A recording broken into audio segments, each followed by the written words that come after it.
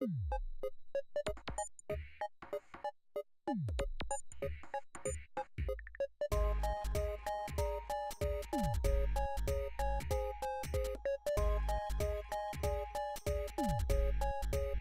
we go. What's good, everybody? RagingYoshi here with a new Let's Play project. Alright, so we are going to be playing through Cave Story. Cave Story is an indie game that was created quite a while ago and was made by one man. This guy did a fantastic job creating this game. He programmed it, did the graphics, and music all by himself. This is a pretty old game. I don't remember when it came out exactly. I want to say 2010, somewhere between 2010 and 2012. Self, please, mark screen. Thank you. So we're going to be playing through Cave Story. Cave Story, oh my goodness. We're going to be playing through Cave Story. And we are going to start. We're going to play the original level. Original? Why is it not just normal? That feels so awkward to me that the basic difficulty is original. So we're gonna play original and let us get started. Single player.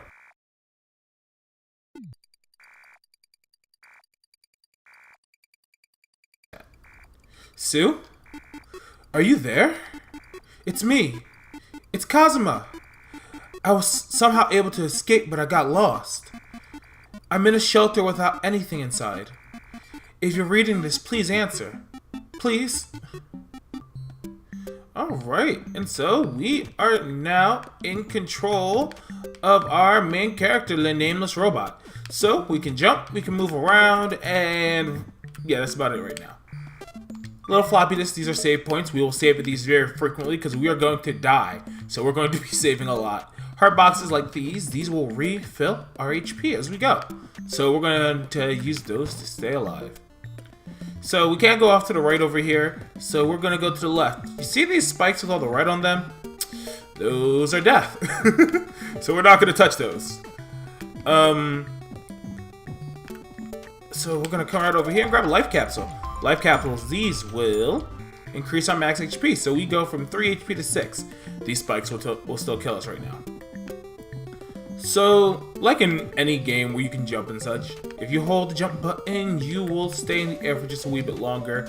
So we use that to get through here, and we have a nice cave over here. And we're just gonna rob this old man because that's how we do. So now we gain the Polar Star. Polar Star, this is the first of many weapons we will get.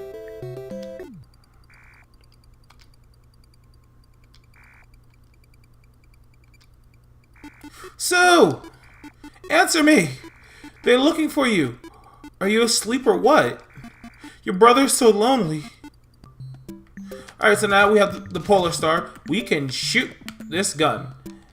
And so, this is one of the mechanics of this game that I like the best. K-Star is a game that very much punishes you for not carefully taking out enemies. So, you saw I just killed those couple enemies with the Polar Star, and they dropped these little Doritos things. Those are experience. So, but they are weapon experience. We don't actually level up. Our weapons will level up as we play the game. So as we get them to higher levels, they become stronger.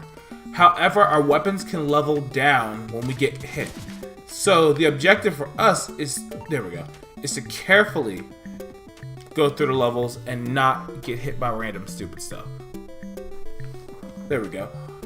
I'm sorry for that. I had to do something very quickly. So, this game, you really do need to be careful. Because in other games, when you play them, you can kind of tank boss hits and such, and use that to kind of quickly speed through fights. But you are very actively punished for doing that. Like now, also, did you see that? That door is not real. It has an eye. It opened up when we started walking towards it. Taking damage will actively hinder us in our ability to complete this game. So, kind of just keep that in mind as we go. Now to the door we go. Come on, Sue! Type something, will you? Starving over here. I'm so hungry that I even ate a cockroach. Lol, just kidding.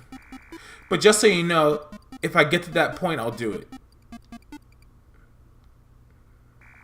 Give me the key. No way! Are you trying to protect that Sue girl? She's an outsider. Sue is a good person. I won't betray Sue. Toroko. The next time the doctor shows up, someone else will be taken away. If Sue isn't turned in, you could be in danger. But, just hand over the key.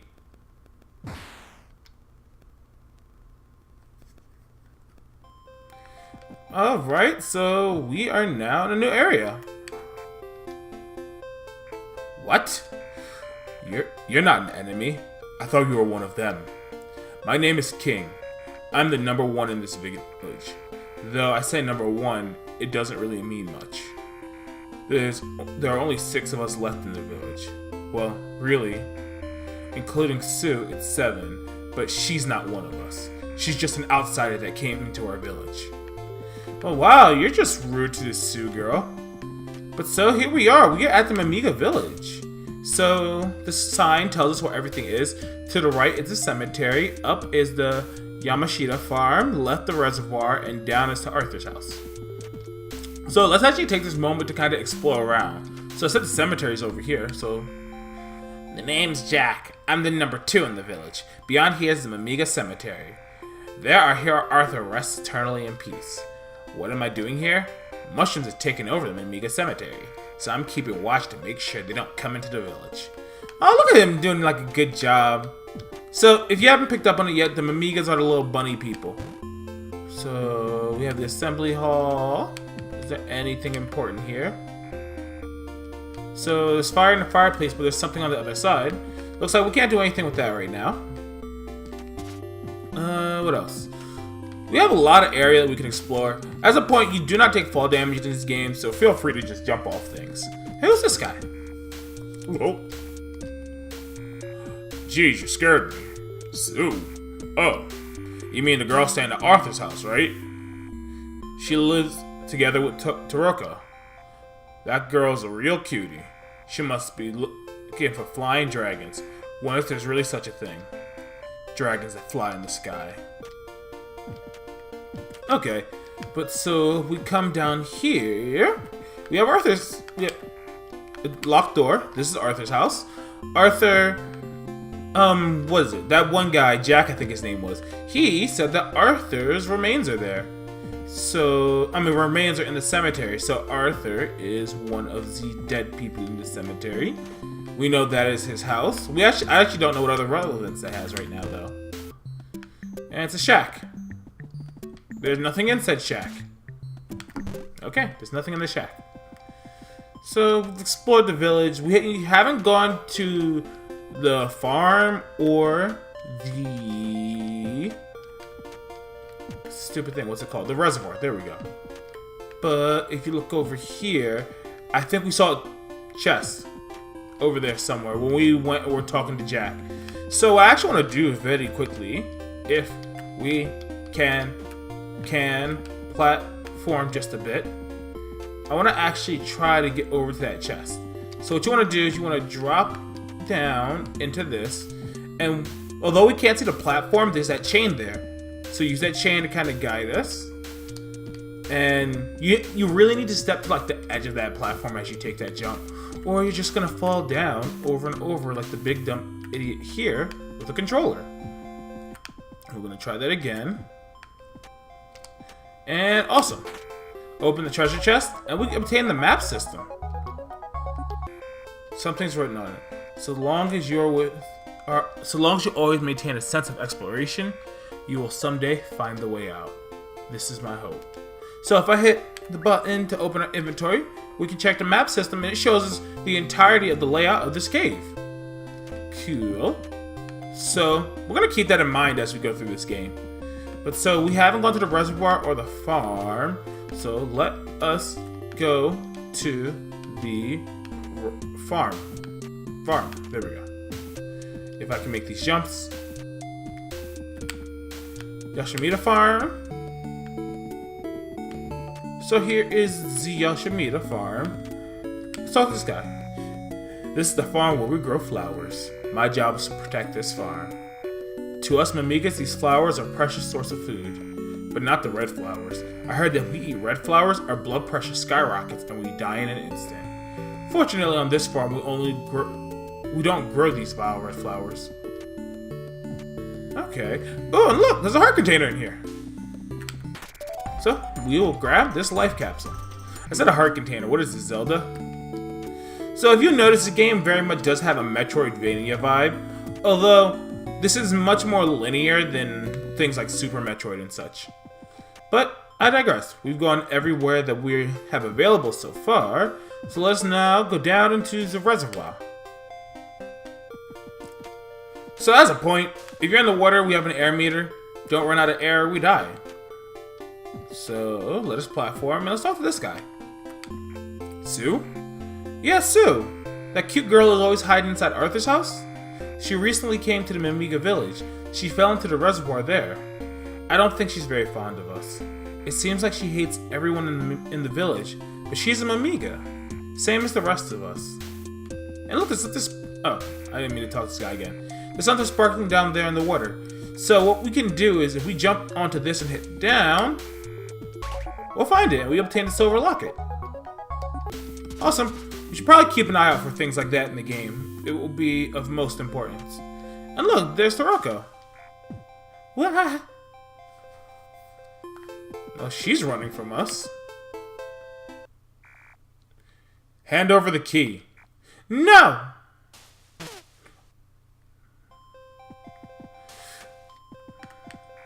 Alright, Toroko, don't underestimate me.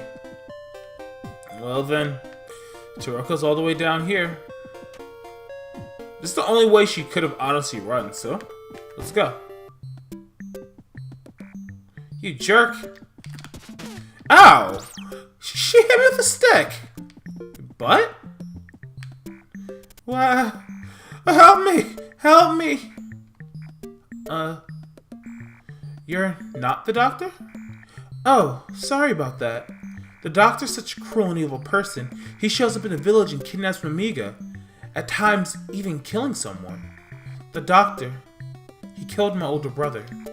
Ah, that pendant. You picked it up for me? Sue gave it to me. But I don't want it anymore. King gets bent out of shape when Sue and I get along.